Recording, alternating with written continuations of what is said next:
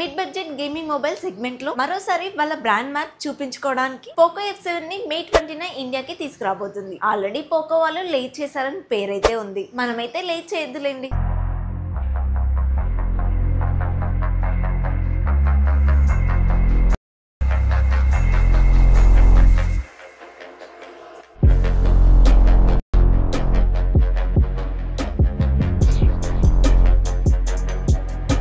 వీడియోలోకి వెళ్ళే ముందు మీరు మన ఛానల్ని కొత్తగా చూస్తున్నట్లయితే నేను మీ ప్రియాంక, మీరు చూస్తుంది ప్రియాంక టెక్ న్యూస్. నేనైతే 15K ఫ్యామిలీ అవ్వాలని అనుకుంటున్నాను. సో అందుకోసమే ప్లీజ్ అందరు కూడా సబ్స్క్రైబ్ చేసి సపోర్ట్ చేస్తారని మాత్రం భావిస్తున్నాను. వీడియోలోకి వెళ్ళే ముందు మీకు అందరికి ఒక క్లారిటీ. చైనాలో వచ్చేసి రెడ్మీ టర్బో 4 Pro ని ఇండియాకి వచ్చేసరికి పోకో F7 గా అయితే మార్చి తీసుకొస్తారు. పోకో X7 Pro కూడా అలానే జరిగింది. ఈ వీడియోలో నేను చూపించిన మొబైల్ పైన రెడ్మీ ఉన్నంత మాత్రాన ఇది పోకో కాదు అని మాత్రం అనుకోకండి. ఇంకొక మేజర్ పాయింట్ ఏంటంటే పోకోలో మదర్ బోర్డ్ ఇష్యూ ఉంది అని ఎవరైతే అనుకుంటారో ప్లీజ్ వాళ్ళైతే ఈ వీడియో స్కిప్ చేసేసేయండి. ఎందుకంటే ఈ మొబైల్లో ఉన్న అన్ని మంచి స్పెసిఫికేషన్స్ గురించి చెప్తున్నప్పుడు మీ బ్రెయిన్ లో ఒకటే తిరుగుతుంది, మదర్ బోర్డ్ ఇష్యూ అని చెప్పి. సో మదర్ బోర్డ్ ఇష్యూ ఉంది అని చెప్పేసి మీ బ్రెయిన్ కి అనిపించినప్పుడు వేరే ఆప్షన్స్ చాలానే ఉన్నాయి.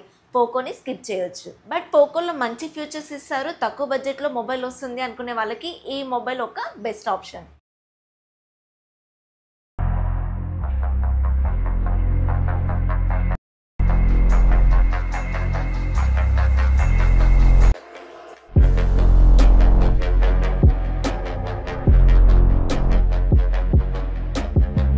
ఈసారి హ్యారీ పోటర్ ఎడిషన్ కూడా లాంచ్ చేసేసారు. చైనాలో అయితే తీసుకొచ్చేసారు, ఇండియాకి వస్తుందో లేదో తెలియదు. ఎందుకంటే పోకో X7 Pro లో ఐరన్ మ్యాన్ ఎడిషన్ అయితే ఇండియాకి తీసుకురాలేదు. హ్యారీ పోటర్ ఎడిషన్ కి సంబంధించిన అన్బాక్సింగ్ చూసుకున్నట్లయితే బాక్స్ కి మిడిల్ లో హ్యారీ పోటర్ అని రాసింది ఉంది. బాక్స్ ఓపెన్ చేసి మొదటిగా మరొక బాక్స్ ఉంది, దానికి సిమ్ ఎజెక్షన్ టూల్ అయితే ఉంది. లోపల కేసు ఉంది, అది కూడా లెదర్ ఫినిషింగ్ అయితే ఉంది. చూడడానికి చాలా బాగుంది. మిడిల్ లో అయితే మొబైల్ ఉంది. మొబైల్ కింద 90W ఫాస్ట్ ఛార్జర్ అలాగే కేబుల్ కూడా ఉంది. ఈ అన్బాక్సింగ్ నాదైతే కాదండి, జస్ట్ మీకు ఇన్ఫర్మేషన్ షేర్ చేయడం కోసం ఈ చిన్న వీడియోను యాడ్ చేస్తున్నాను. మొబైల్ పైన, చార్జర్ పైన, బ్యాక్ కేస్ పైన హ్యారీ పోటర్ అని రాసింది అయితే ఉంది. నార్మల్ ఎడిషన్ పైన ఇవేముండవు, ప్లెయిన్ గానే ఉంటుంది. Black, green, silver colour 3 colours లో అయితే ఉంటాయి.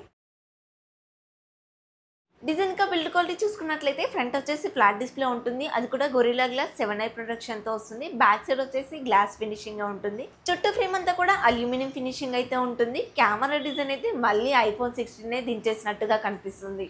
ఇంతకు ముందు 15,000 రూపాయల కన్నా తక్కువ బడ్జెట్ లో iPhone లో ప్రో మోడల్స్ లో ఉంటాయి కదా 3 కెమెరా సెటప్, అవి వాడేవారు. ఇప్పుడైతే iPhone 16 కెమెరా మోడల్స్ ని వాడేస్తున్నారు.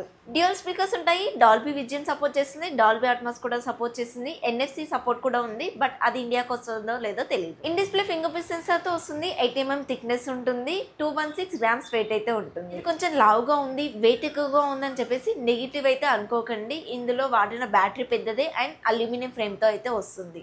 IP68 69 వాటర్ రేటింగ్ ఉంటుంది. మిలిటరీ గ్రేడ్ సర్టిఫికేషన్ అయితే వీళ్ళు చూపించట్లేదు. అండ్ ఐఆర్ బ్లాస్టర్ కూడా ఉంటుంది, టీవీ రిమోట్ లాగా పనిచేస్తుంది. అండ్ ఈ మొబైల్ ఫ్రంట్ నుంచి చూసే మాత్రం ప్రీమియం ఫీలింగ్ అయితే కలుగుతుంది. ఎందుకంటే ఈ మొబైల్ బాటమ్ బెజిల్ 1.9mm థిక్నెస్ మాత్రమే ఉంటుంది.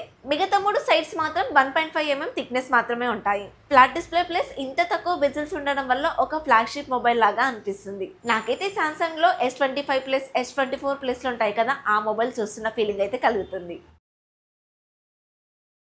6.83 ఇంచెస్ OLED డిస్ప్లే, అది కూడా 1.5K రిజల్యూషన్ తో వస్తుంది. 3200 స్పీక్ బ్రైట్నెస్ కలిగి ఉంటుంది. 1800 వరకు మాత్రం హై బ్రైట్నెస్ అంటున్నారు. HDR కంటెంట్ చూస్తున్నప్పుడు మాత్రమే పీక్ బ్రైట్నెస్ కి వెళ్తుంది. 120Hz రిఫ్రెష్ రేట్ అయితే సపోర్ట్ చేస్తుంది. HDR10+ కూడా సపోర్ట్ చేస్తుంది. 68 బిలియన్ కలర్స్ ప్రొడ్యూస్ చేస్తుంది. 3840Hz PWM డీమింగ్ అయితే సపోర్ట్ చేస్తుంది. ఇదైతే మంచి రేటింగ్, కళ్ళకంతా స్ట్రెయిన్ ఉండదు. వైడ్ వన్ L1 సపోర్ట్ ఉంటుంది కాబట్టి OTT కంటెంట్ అంతా కూడా ఫుల్ HD లో చూడొచ్చు. డిస్ప్లే క్వాలిటీ అయితే చాలా చక్కగా ఉంటుంది. గేమింగ్ అనే కాకుండా మూవీస్ కూడా చాలా ఎంజాయ్ చేయొచ్చు.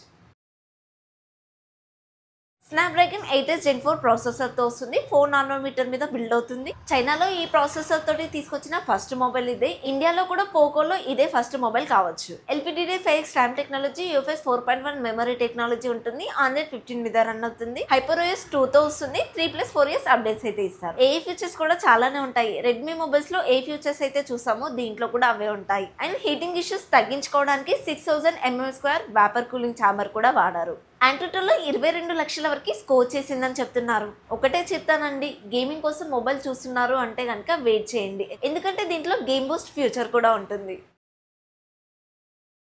బ్యాక్ సైడ్ వచ్చేసి డ్యూయల్ కెమెరా సెటప్ తో వస్తుంది 50+8 MP, ఫ్రంట్ వచ్చేసి 20 MP అయితే ఇస్తున్నారు. Main camera Sony LVT 600 sensor అయితే వాడారు.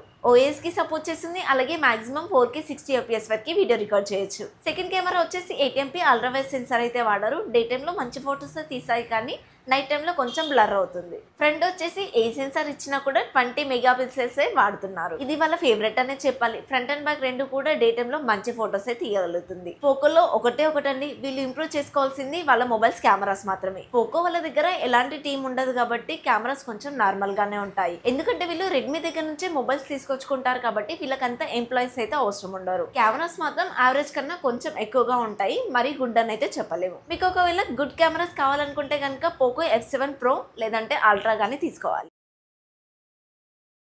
7550 mAh battery, 90 watt fast charger అయితే సపోర్ట్ చేస్తుంది. And first time reverse wireless charger 22 what వరకు కూడా సపోర్ట్ చేస్తుంది. ఈ మొబైల్ని మీరు ఒక పవర్ బ్యాంక్ లాగా కూడా వాడుకోవచ్చు, ఎందుకంటే పవర్ బ్యాంకులు కూడా అంతే వాట్ సపోర్ట్ చేస్తాయి కదా. నేను గేమ్స్ ఆడను అనుకుంటే కనుక ఈజీగా 1.5 డే అయితే వచ్చేస్తుంది. హెవీ యూజర్ ఫోన్ వాడుతూనే ఉంటాను అనుకుంటే కనుక ఈజీగా 1 డే అయితే వస్తుంది. కంటిన్యూగా గేమ్స్ ఆడుతూ ఉంటే మాత్రం 8 to 9 అవర్స్ అలా వస్తుంది. బ్యాటరీ సైజ్ ఇంత పెద్దగా ఇచ్చారు, 3-4 రోజులైనా వస్తుంది అని మాత్రం ఎక్స్పెక్ట్ చేయకండి. మనమైతే ఇప్పుడు 5G వాడుతున్నాము అండ్ ఆండ్రాయిడ్ మొబైల్స్ లో బ్యాక్గ్రౌండ్ లో ఏదో ఒక యాప్ రన్ అవుతూనే ఉంటుంది కాబట్టి మన ఛార్జింగ్ అవి తినేస్తూనే ఉంటాయి.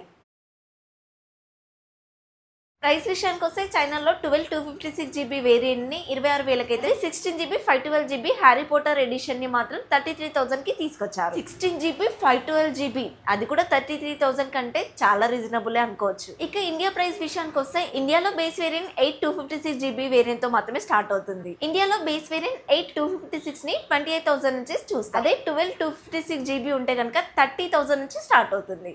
మీరు కంగారేం పడకండి, ఇండియాకి వచ్చిన తర్వాత ప్రైసెస్ అయితే కొన్ని రోజుల్లోనే తగ్గుతాయి. మదర్ బోర్డ్ ఇష్యూ రాదని చెప్పడానికి ఒకే ఒక రీజన్ ఏంటంటే పోకో వాళ్ళు అయితే కంప్లీట్గా రెడ్మీ వాళ్ళ మీదనే డిపెండ్ అవుతున్నారు. వాళ్ళ సొంత ఫోన్స్ ఏం తీసుకురావట్లేదు కాబట్టి. రెడ్మీలో ఫెయిల్యూర్స్ ఏం లేవు కదా, జస్ట్ పేరు మారుతుంది. పేరు మారినంత మాత్రాన మదర్ బోర్డ్ ఇష్యూస్ ఏం రావు కదా.